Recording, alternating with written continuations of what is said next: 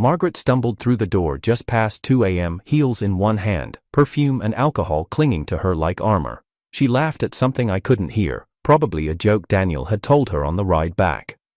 I didn't ask, I didn't turn around, I just kept looking out the window, watching the city breathe like I wasn't a part of it anymore. The apartment was dark except for the golden halo cast by the streetlight. Her silhouette moved behind me, clumsy but familiar. "You're still up?" she asked, like I'd been waiting for her. I wasn't, not tonight, not anymore. "I couldn't sleep," I replied. My voice was even, cold in a way it never used to be. She threw her heels into the corner like it was still our normal routine, like I'd still ask how her night went, like I still cared. "I went out with Daniel's team, you know, just drinks after the pitch, harmless stuff." She said it without guilt, as if she hadn't been doing this for months, walking in with the smell of someone else's cologne wrapped around her. I didn't respond, my hands rested on the windowsill. For a long time, silence settled between us. It used to be comfortable, that silence, now it just felt like the last breath before something ended. Margaret sighed like she was the one who had been wronged. "Robert, you've changed. You barely talk to me anymore, you don't ask where I go, you don't even seem to care." I turned slightly, just enough so she could see the dim reflection of my face in the glass. "That's right," I said. "I don't." Her eyes narrowed. "What's that supposed to mean?" I finally faced her. "It means I stopped pretending." She blinked, caught off guard. "Pretending what?" "That this still matters. That we're still anything more than two people stuck in a place we used to call home." For a moment her mouth opened, then shut. She looked down at the floor, as if searching for the version of me who once brought her soup when she was sick, who once held her hand through meetings, through storms, through everything, but he wasn't here anymore. "I don't understand," she said quietly. "You don't have to," I replied. The clock on the wall ticked forward, just 1 minute past 2:04. And that was it, that's all it took to confirm what I'd been feeling for months. Love doesn't die with explosions, it dies in quiet minutes like this, in the click of a door not questioned, in the silence between a man and a woman who once promised the world to each other. I turned back toward the window, she didn't speak again. Behind me, I heard her move toward the bedroom alone, the same way she'd been doing for weeks, no apology, no explanation, just the familiar sound of a door closing between us. And I stood there, still, breathing. Feeling absolutely nothing. Robert had always been the kind of man who believed love meant choosing someone every single day, even when it hurt, even when they didn't deserve it. From the outside, he seemed cold, too quiet, too restrained. But those who knew him, really knew him, understood that he expressed love in the way he showed up. In the way he remembered the little things, in the way he gave all of himself, without keeping score. He had loved Margaret since they were teenagers. He met her during his last year at boarding school, in the middle of a rainstorm under the school's rusted bus shelter. She had lost her umbrella. He offered his blazer without thinking. She sneezed through half the ride home, but she had smiled at him, that shy, slanted smile that stayed with him for weeks. That was the beginning. While his friends chased glamour or lineage matches arranged by powerful families, Robert fell for Margaret, who had none of the pedigree his family demanded. She was ambitious, yes, but not from a legacy. She wanted to build herself. And Robert, against all logic, loved that about her. He defended her at every turn. When his father warned him that Margaret was more charm than character, he'd walked out of a family dinner and didn't return for 2 days. When his mother showed him evidence, photos, messages, suggesting Margaret was meeting someone else while pretending to study late, he tore the envelope and said, "Love isn't a courtroom, I don't need proof." Robert gave her everything, not just money or gifts, but time, presence, stability. When she was stressed, he stayed up with her. When she wanted to chase new ventures, he quietly invested. When she failed, he told her she hadn't. When she doubted herself, he reminded her she was enough. And even when she began to withhold affection, when her texts grew shorter, her silences longer, her explanations vaguer, he gave her space.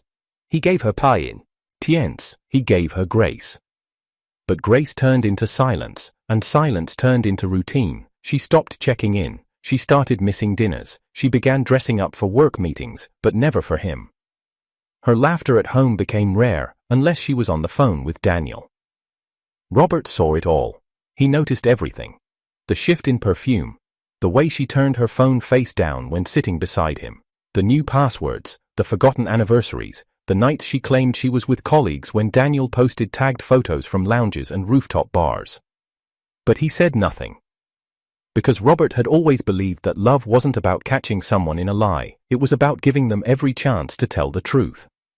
What Margaret didn't know was that Robert had once been next in line to inherit a vast family estate, a business empire built across generations, a ready-made future, wealth, status, legacy. But when he told them he wouldn't marry the daughter of a politician to secure the next business merger, that he had already chosen someone else, they cut him off. He didn't flinch, he gave it all up for her. They moved into a modest apartment, the one she picked. He sold the penthouse his grandfather had left him, bought her a coffee shop she said was her dream. He even registered the lease in her name. And when she started gaining traction, when business contacts began calling for her instead of him, he stepped back, not out of insecurity, but support. "It's your time now," he'd told her once. "Let them see who you are." But somewhere between his sacrifice and her rise, Margaret stopped looking at him like he was her home. She began treating him like background noise, comfortable, familiar, ignorable. Gaslighting became routine. "You're just paranoid. You're too sensitive. Why do you always assume the worst?" She dismissed every concern with a smile, a kiss on the cheekies, eek, and a new excuse. The hardest part wasn't the lies, it was how confidently she told them, like she truly believed he'd never leave. And for a while, she was right. Robert kept holding on to the memory of who she used to be, the girl under the bus stop, the woman who once called him her peace, but love, no matter how loyal, can only live on memory for so long. One night, as he sat alone at their anniversary dinner table with 2 untouched plates and a phone that never rang, he realized something. The person he loved wasn't coming back. Maybe she never existed, maybe he had loved a version of her that only existed in his mind. That was the night something in Robert shifted, not loudly, not with a scream, but silently, like a light going out in a room no one enters anymore. He didn't stop being kind, he didn't start being cruel, he simply stopped waiting. Stopped begging for attention. Stopped chasing her shadow. Stopped showing up in ways she no longer saw. And in that silence, something else began to grow, not bitterness, but clarity. The kind that comes after a storm. He started answering calls from his mother again. He began returning emails from the family office. He dusted off the old project plans he once shelved for Margaret's vision and started rewriting his own. Robert wasn't vengeful, he wasn't even angry. He was simply done. And the moment she would realize that, truly realize it, was the moment she'd no longer be able to stop the loss. It started small. That's how betrayals always begin, not with fire, but with smoke. Robert first noticed it at a quarterly review meeting, the kind where his input had always been expected, even relied upon. He walked into the room 10 minutes early, like he always did. But his seat, the one at the head of the table, was already taken. Daniel was sitting there, scrolling through a digital presentation on a sleek new tablet Robert didn't recognize. "Morning," Robert said, flatly. Daniel looked up, smiling like he owned the place. "Morning, Assistant Director." Assistant Director. The title settled like a cold stone in Robert's stomach. He turned slowly toward the agenda document on the wall screen. The header didn't list his name as lead. Instead, it read, "Project Oversight, Daniel Hayes, Interim Director." He didn't flinch, didn't ask, didn't speak. He simply walked to the back row and took a seat where junior analysts usually sat, because he understood then, this wasn't a mistake, this was a message. After the meeting, he waited for Margaret in her office. She arrived 10 minutes later, laughing into her phone, her heels clicking confidently across the floor. Her tone was lighter than he'd heard in weeks. "All right, Danny, talk later," she said before hanging up, tossing her phone on the desk like nothing had happened. "I saw the update," Robert said quietly. Margaret barely looked up. "Oh, it's just temporary. The board thinks Daniel's pitch is more aligned with the current direction." "The pitch I built?" She blinked. "It's not about ownership, it's about delivery. He has energy, you're more subdued." There it was, gaslighting wrapped in a compliment. That night, he came home to silence, again. No dinner on the table, no lights turned on, only the faint sound of laughter leaking from the bedroom, Margaret on another call. He stood at the doorway for a moment. What a Ching her lie on the bed, feet kicked up, giggling like a teenager. Her voice had a softness he hadn't heard in months. "No, you're the worst," she teased. "Ugh, stop, I'm blushing." He closed the door without a sound. Over the next week, the signs multiplied. Daniel's name appeared in press releases. Margaret began posting carefully curated photos on LinkedIn and Instagram, team outings, client dinners, rooftop meetings. Daniel was always beside her. Robert, conspicuously, was not. Then came the voice message. He had borrowed her phone for a moment, his own had died mid-call. She'd left the room briefly, and a new message notification appeared from Daniel. He didn't intend to listen, but his thumb hesitated over the play button just long enough to hear her voice. "Baby, imagine us in Italy next year. No boardrooms, no meetings, just us. You deserve that kind of life, not this. Not this." He locked the phone and set it face down on the coffee table. He didn't mention it when she came back. He didn't confront her. He didn't ask what she meant. He just nodded when she said she was going to be late again the next few nights. Client stuff. It wasn't that Robert didn't feel anything. He did. But pain, when it lingers long enough, turns to something else, something colder, something strategic. He started leaving early, coming home late, matching her energy, word for word, silence for silence. He stopped trying. That's when Margaret noticed. "You've been distant," she said one night, standing at the kitchen sink. "Is something wrong?" He looked at her, long and hard. "I could ask you the same." She froze, water still running. "I don't like where this is going." "Then stop walking in that direction." The next morning, his desk had been cleared. Officially, he was transitioning to advisory. Unofficially, he'd been replaced by Daniel. Margaret hadn't warned him. No head. Sup, no courtesy, just a memo from HR, CC'd to the company. At lunch, one of the junior analysts leaned over quietly and said, "You don't deserve this, Mr. Robert. Everyone can see what's happening. We're not blind." Robert smiled faintly. "It's all right. I'm not either anymore." Later that day, while scrolling through social media, he saw it. A photo posted by Daniel, arms draped around Margaret's chair, wine glasses clinking, the caption reading, "To partnerships that go beyond contracts." The comment section was full of speculation. A few colleagues even liked the post. He turned off the phone. Still no confrontation, still no dramatic exit, just silence. Until 2 days later, when Daniel approached him in the parking garage. "Hey, Robert," he said, tone too casual to be innocent. "I hope there's no hard feelings. You know how fast things move in this world." Robert said nothing. Daniel grinned, leaning against the hood of his car. "She's something, huh? Keeps me on my toes." Still nothing. "You're not going to fight for her?" Daniel asked, half taunting. Robert finally spoke. "No." Daniel frowned. "Why not?" "Because she's already yours. You just don't know what that's going to cost you yet." And with that, Robert opened the driver's door and left. The office walls began closing in. Whispers grew louder. Margaret started arriving in Daniel's car. A few brave co-workers apologized in passing. A few more avoided eye contact altogether. But Robert, he only grew quieter, sharper. He began gathering documents, reviewing contracts, preparing his resignation letter. At home, Margaret tried to act normal, tried to maintain the facade. She kissed his cheek once, and he turned away. She asked if he'd be attending the gala this year. He said nothing. And when she posted the official update on the company's site, "Congratulations to Daniel Hayes, our new executive director," Robert didn't blink, because he already had his plane ticket. Alria. Di had a return call scheduled with his mother. Already knew that the path he once gave up, the family empire, the old alliances, the engagement he once refused, was still waiting for him. All he had to do was walk away. And for the first time in years, Robert was ready to leave the room. The day Robert handed in his resignation, no one stopped him, no farewell speeches, no surprise cake in the break room, not even a pat on the back from people he once mentored.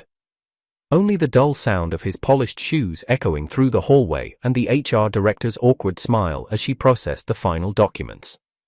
Margaret didn't even ask why, or when, or how.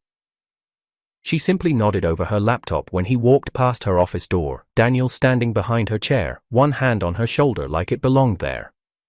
Robert didn't react. He no longer expected confrontation or remorse, not from Margaret, not from Daniel, not from a company that now treated him like a ghost in hallways he helped design. The pain had calcified into something else, a numb silence that moved with him. He spent his last days in the office clearing folders, organizing transition notes, quietly locking drawers filled with pieces of a life he no longer needed. No one offered help, no one lingered. It was as if his presence embarrassed them, as if proximity to him might invite guilt by association. The worst part wasn't being forgotten, it was realizing he had never been fully seen. He came home early that Friday. The apartment was quiet, sterile, too clean. Margaret wasn't home. A note lay on the counter in her handwriting, company gala tonight, late. No, see you later, no, come with me, just a statement as cold as her tone had become. Robert poured himself a glass of water and sat in the dark, no music, no lights. Just the faint sound of the neighbor's television bleeding through the walls and the hum of the refrigerator. The chair across from him sat empty, just like every other evening the past few months. He could still remember how she used to sit there in sweatpants, feet tucked beneath her, asking about his day as if it mattered. That version of her had vanished long ago. He opened Instagram and didn't have to scroll far. Daniel had posted already, Margaret in a navy blue gown, hair pinned up, wine glass in hand, laughter frozen mid-frame. Daniel stood beside her, smug as ever, captioning the photo. Couldn't ask for a better date or better company. Robert stared at the image for a long time, not because he missed her, because the man in the photo, the one who stood so confidently beside her, had taken everything Robert had willingly given and wore it like a trophy. And yet, in that same moment, Robert felt nothing. No urge to call, no desire to confront, no pain sharp enough to pierce the wall of quiet forming inside him. Just a tiredness that went deeper than the body. The kind of exhaustion that comes when your heart has already left a room your body hasn't yet exited. He got up, placed the glass in the sink, and turned off his phone. It was 3 days later when Melissa texted him. Heard what happened, coffee? Melissa, calm, steady, a presence he had long ignored. She had worked in the firm's overseas division for years, and while they had crossed paths often, he'd never noticed how her tone never carried performance. She didn't fake smiles, she didn't sugar words, and she didn't ask questions just to seem polite. They met at a small cafe tucked between two bookshops, one he had passed 100 times but never entered. You look tired, she said gently as he sat down. I am. Not angry? He thought for a moment. No, not anymore. She stirred her drink without pressing. That silence, the kind that didn't demand to be filled, was the most comforting thing he had experienced in weeks. You know, she finally said, I always wondered why you let her make you smaller. He blinked. What? Margaret, she's always been loud, flashy, needing the spotlight. You're the type that dims your light just to let someone else shine, even when it burns you out. He didn't respond. He didn't need to. She wasn't looking for a defense.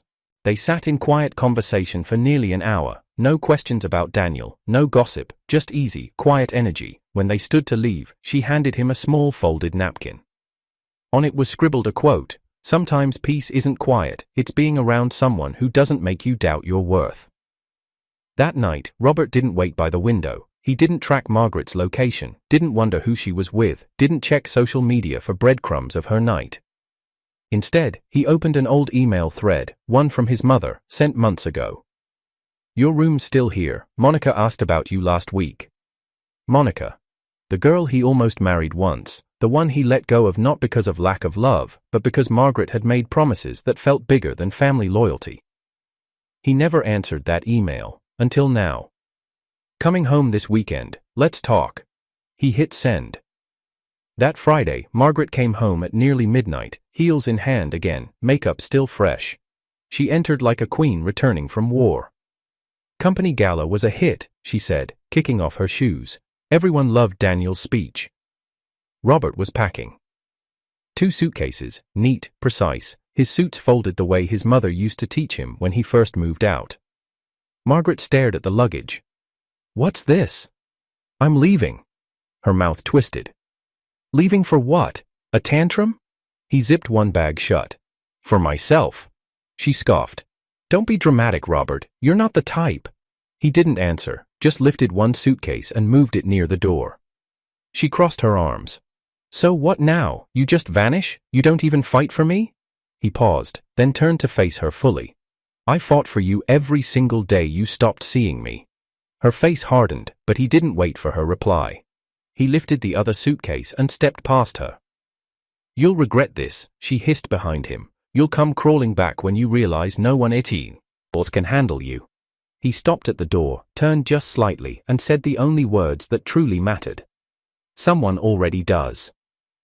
He arrived at the old estate just past dusk. The house was warm, lit from within. His mother opened the door, smiling wider than he'd seen in years. Monica stood beside her, dressed simply, eyes soft with something between relief and anticipation. She didn't speak, she didn't need to. Robert stepped forward, and Monica pulled him into a hug that felt like something returning, not beginning, not performance, not convenient, just peace. For the first time in years, he felt seen, and for the first time in years, he didn't miss anything he had left behind. Monica had always been part of Robert's earlier chapters, quietly, patiently, respectfully in the background. She was the girl who used to wait for him after fencing practice with an extra water bottle, the one who shoved bullies off him in primary school before he learned how to shove back. She had confessed once, years ago. He'd been too caught up in Margaret's spotlight to see what stood behind him all along. But Monica never held that against him. She hadn't waited, she had lived. Built her own name. Now she ran her own firm, clean, sophisticated, elegant. The kind of woman who didn't need to chase attention because attention followed her anyway. And still, when Robert returned, suitcase in hand, carrying only silence and disappointment in his chest, Monica hadn't said, "I told you so." She hadn't gloated, she had simply smiled like it was the most natural thing in the world for him to be there.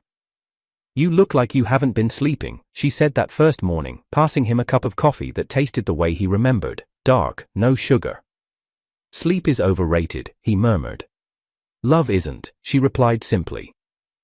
It took Robert days to settle, weeks to breathe, but Monica didn't rush him. She let him sit in silence during dinners, let him go for long walks without asking questions, let him listen instead of speak, until slowly, something inside him began to unfreeze.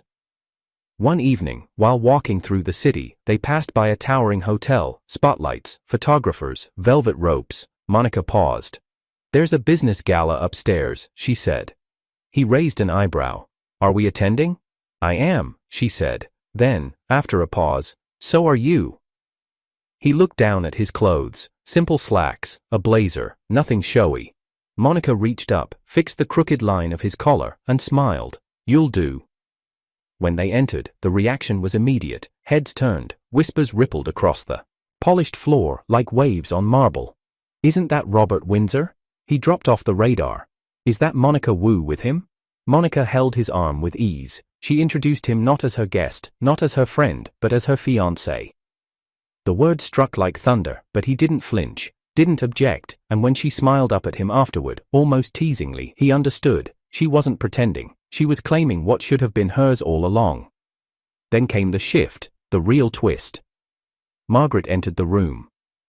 She arrived with Daniel, arm in arm, dressed to kill, glittering under the chandelier. Her eyes scanned the room with trained precision, her posture proud, her smile polished. Until she saw Robert. Until she saw Monica. Her smile faltered, not fully, not yet, but just enough for those who looked closely. Daniel leaned in, whispering something, but Margaret didn't hear him.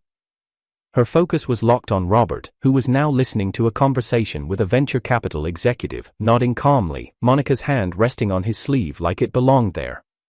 Margaret took a step forward. Monica noticed first. "Your ex is approaching," she whispered, without looking. Robert didn't turn. "I know." Margaret reached them in 5 long strides, Daniel trailing behind her. She wore her best smile, but her eyes betrayed the tension. "Robert," she said brightly, "I didn't know you'd be here." Monica turned first. "You do now." Margaret's eyes flickered to her. "Monica. It's been a while." Monica's smile didn't falter. "Not long enough."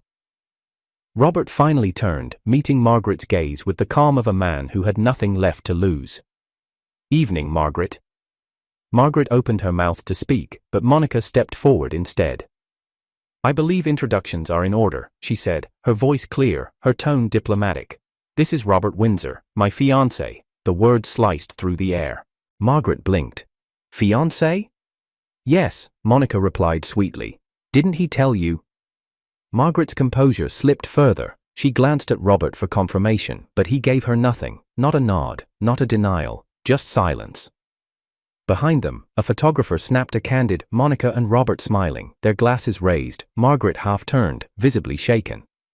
The photo would go viral the next morning, but the emotional damage started now. Daniel stepped forward awkwardly. "Well, small world, huh?" "Smaller than you think," Robert replied, eyes still locked on Margaret. She didn't speak again, just stood there, fingers tightening around her clutch, lip trembling in a way she quickly covered with a forced smile. "Well," she managed, "I guess. Congratulations." "Thank you," Monica said before Robert could respond. They turned away, walked together toward the balcony. Behind them, Margaret stared after them, Daniel calling her name quietly, tugging at her elbow. That night, Monica didn't gloat. She didn't ask how it felt. She simply placed a hand on Robert's and said, "You looked calm." "I was." "You didn't even blink when she said your name." "I don't think it belongs to her anymore." Monica smiled, eyes softening. "No, it doesn't." From that moment on, Robert knew, this was no rebound. This was returned. This was someone who never needed to break him to love him. And for Margaret, watching from the ballroom as they left, her name no longer tethered to the man she thought would never walk away, it was the beginning of a descent she would feel alone. Robert was the last to leave the balcony that evening. The night air cooled his thoughts, steadied his breath. From inside the ballroom, music swelled and laughter echoed, none of it touching him. Monica had stepped inside to greet an old investor, giving him a moment alone. He appreciated that about her. She always knew when to stay and when to give space.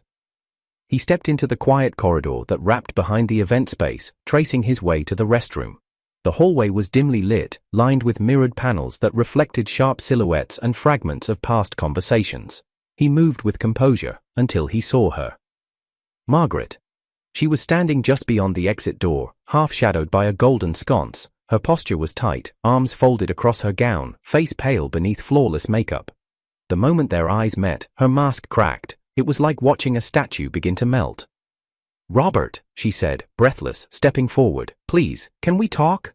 He didn't stop, but he didn't walk away either. "5 minutes," she begged, voice raw.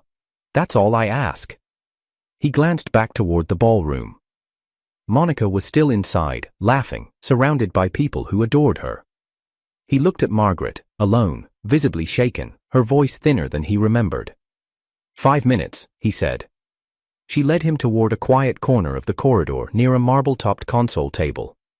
No guests nearby, no cameras, just the two of them, and everything unsaid. "I didn't know you were engaged," she started, wringing her fingers. "Not until tonight. I didn't think it was your concern anymore." Her throat tightened. "You're right, but I didn't expect to feel this way. I thought I had time to fix things." Robert said nothing. "I've made mistakes, I know," she continued. "So many, I didn't realize what I was doing, how much I was pushing you away. I thought you'd always be there." Her eyes filled, and a tear finally rolled down her cheek. "You were so steady, so loyal, and I took it for granted." He watched her crumble, quietly, deliberately. But the pain she tried to evoke no longer reached him. He had given her years. His silence now said what his words never had.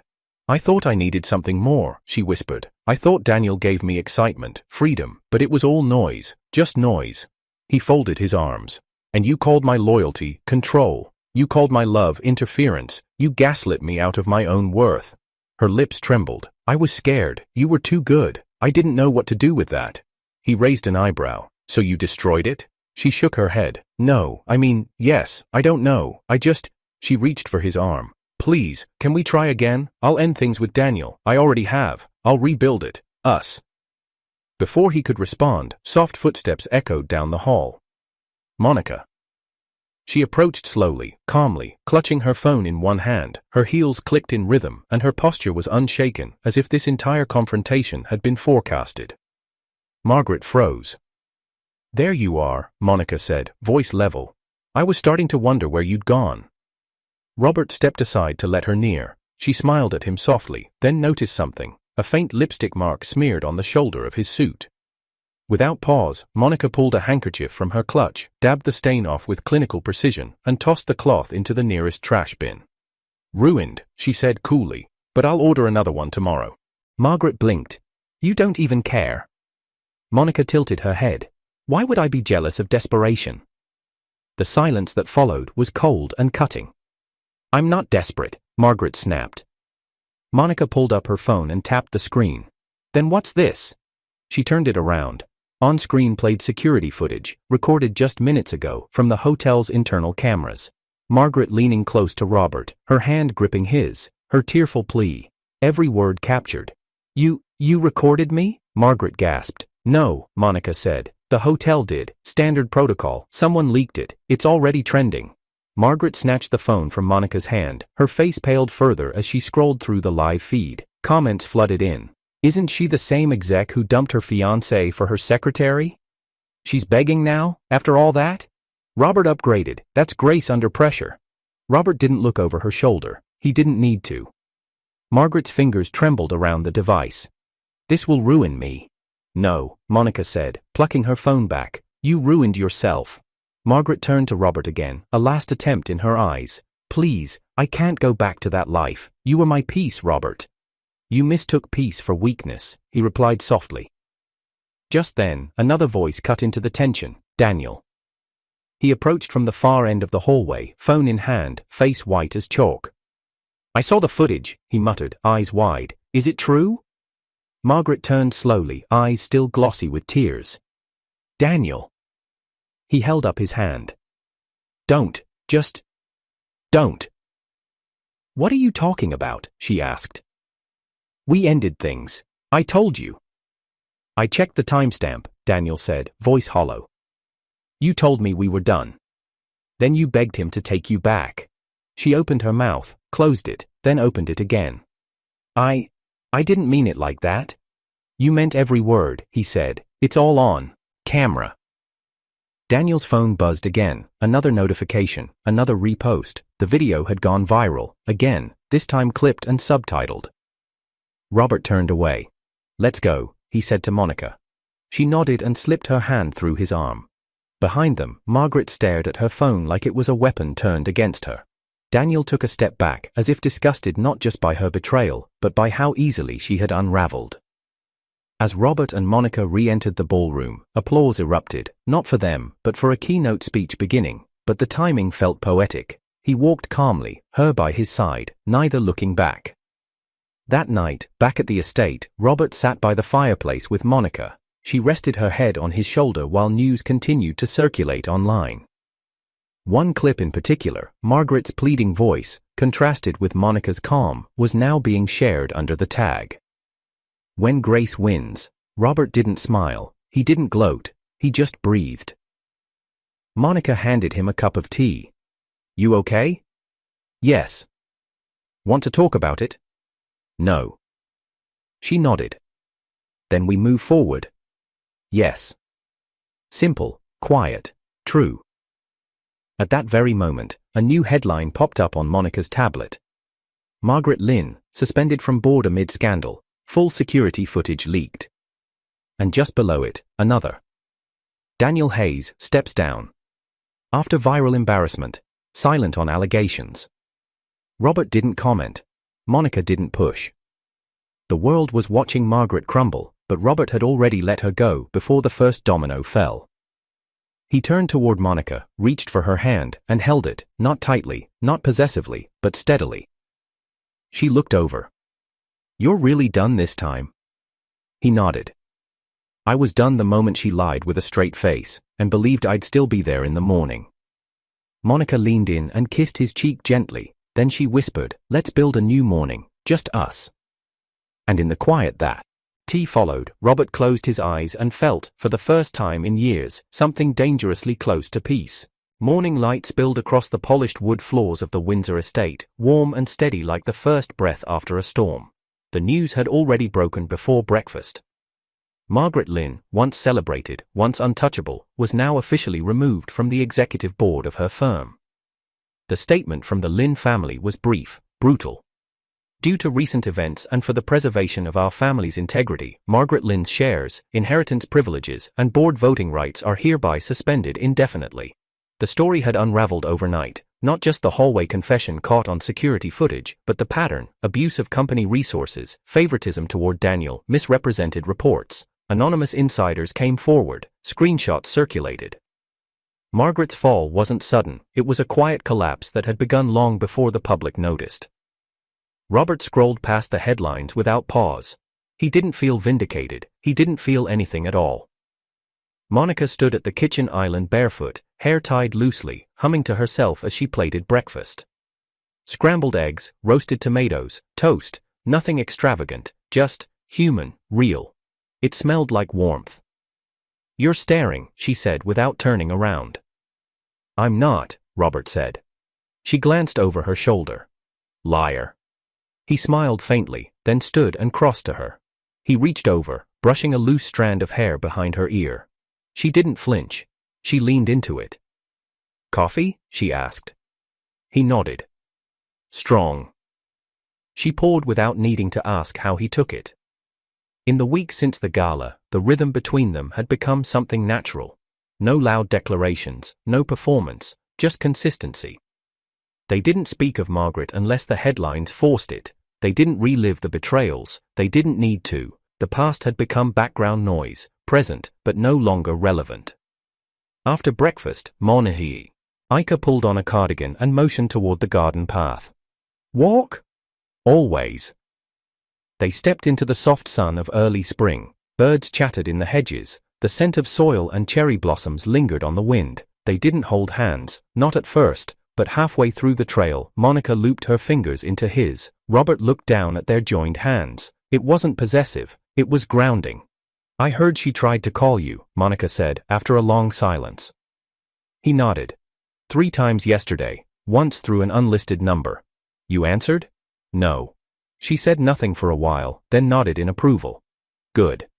I don't need to hear anything else from her," he said. "The silence says enough." They passed a neighbor on the path, a woman walking her dog who gave Monica a warm smile and waved at Robert. Small moments, respect without fear, kindness without awkwardness. Later that afternoon, Monica returned to the kitchen to prep for dinner. Robert sat on the sunroom couch reading through financial documents, plans for re-entering the family business, not out of desperation, but direction. His mother had been more than happy to bring him back, not as a favor, but as an equal, as someone who had gone to war with his heart, and returned. At 5:47 p.m., Monica's phone buzzed sharply. She frowned, dried her hands, and walked over to Robert, handing him the screen. It was a news alert. Breaking: Margaret Lynn hospitalized after collision in Eastern District, suspected DUI, the article continued. Witnesses say the vehicle swerved off the road near the Riverside intersection. Blood alcohol levels were reportedly well above the legal limit. She is currently in critical condition but stable. Robert read the words twice, then set the phone down. Monica watched him closely. "I'm okay," he said. "You're sure?" He nodded. It was inevitable. She'd already lost herself before she ever lost me. They didn't speak about it again, not that night, not ever. Instead, they ate dinner, Monica's favorite shrimp stir-fry and steamed jasmine rice. She poured them each a glass of wine and teased Robert about his inability to use chopsticks properly. He grinned, dropped one, and reached for the fork instead. She rolled her eyes but laughed, shaking her head like she was still amazed by how easily he made her laugh. Afterward, they sat on the patio wrapped in a shared blanket. The air was cool, but not cold. Monica rested her head on his shoulder. He didn't need to check his phone. He didn't need updates. Margaret's story had ended long before the crash. Now, he was living a different one. Not louder, just better. Later, as Monica began clearing the dishes, Robert stood in the doorway, watching her move around the kitchen. Grace in motion. No spotlight, no drama, no applause, just home. She turned and caught him looking. "What?" she said, half smiling. Nothing. You keep saying that, it's never just nothing. Robert stepped forward, took the plate from her hand, set it in the sink. Then he kissed her, gently, slowly, not with desperation, but with decision. When they pulled apart, she didn't ask what it meant. She didn't need to. Somewhere in the background, the radio played a faint jazz instrumental. Outside, the wind rustled through the trees. Distantly, a bird called once and flew on. There were no ghosts left. Just the life ahead. And as Robert stood in the golden warmth of the kitchen light, arms wrapped around the woman who had never needed to break him in order to love him, he thought back to everything that had happened, and smiled quietly. For once, I didn't look back.